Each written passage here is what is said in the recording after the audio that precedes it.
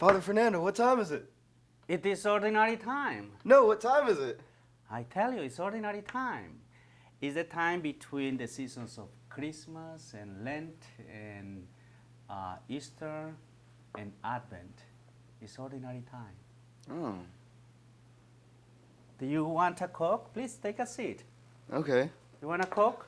No thank you. No? Sure? Okay, let me show you. We have several seasons in the liturgical year, and one of those is the ordinary time. The ordinary time actually comes twice a year. One is between the season of Christmas. Let me show you here, between the season of Christmas and between the season of Lent, and then we have Easter time, and again we will have ordinary time until Advent. So twice a year. Oh, is that why you wear the green clothes all the time? Well, yes, during ordinary time, that's the color that we use. Not exactly this kind of green, something more like this green. So the word ordinary comes from the word ordinal, which means counted. It means that during that time we are counting Sunday after Sunday, and so we count the weeks until we come to the next season.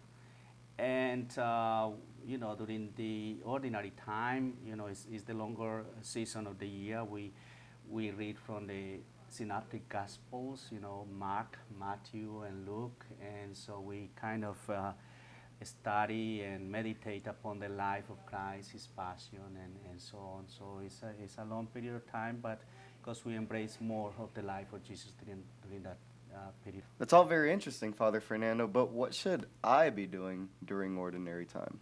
Well, during the ordinary time, we follow the example of Jesus about love, charity, doing what is right, dying to ourselves, and allowing Jesus to live in us. Here are some ideas of what we can do. We can go for a stroll or take a nature ride, slow down in order to see what wonders God has placed before you. Something that we can do in anytime, admire and thank the Lord for the creation. It's something that Pope Francis also is asking us to always be aware of. Or we could savor a meal with a friend or family member. Take time to thank God for the food and for all the people who work to bring it to our table. Or you can reach out to someone in need. You can even visit someone in a nearby nursing home or hospital. Or you can send a card or email to a friend or family member with whom you haven't seen in a while. So ordinary time really isn't so ordinary.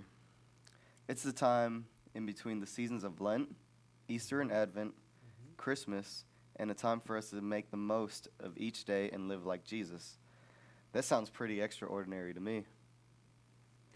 Greg, I hate to say this, but I have a meeting to go to. Do you know what time is it? It's ordinary time. Hey, good, thank you.